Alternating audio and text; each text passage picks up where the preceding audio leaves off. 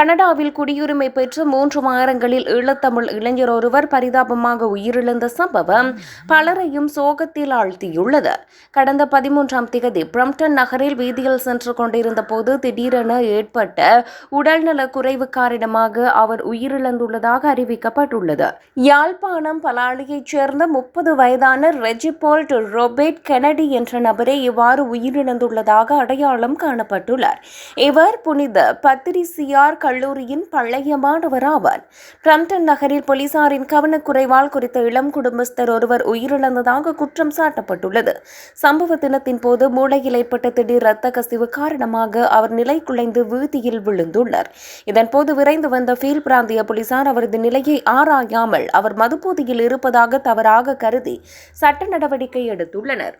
அவருக்கு தேவையான முதலுதவிகளை வழங்க முற்படாமல் குடிபோதையில் இருந்ததாக கூறி அவருக்கு அபராத துண்டினை வழங்கிவிட்டு பின்னர் நோயாளர் காவு வண்டியை அழைத்துள்ளனர். வைத்தியசாலைக்கு அழைத்து செல்லப்பட்ட போதும் போலீசார் வழங்கிய தவறான தகவலால் அவருக்குரிய அவசர சிகிச்சை வழங்கப்படாமல் தாமதிக்கப்பட்டுள்ளது.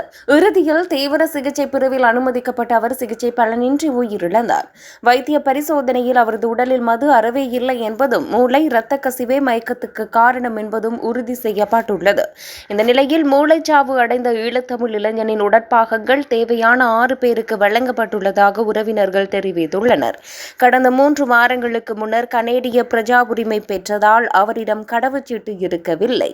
இதனால் அவரது உடலை இலங்கைக்கு அனுப்புவதிலோ அல்லது தாயகத்தில் உள்ள அவரது தாயாரை கனடாவுக்கு வரவழைப்பதிலோ பெரும் சட்ட சிக்கல்கள் ஏற்பட்டுள்ளது.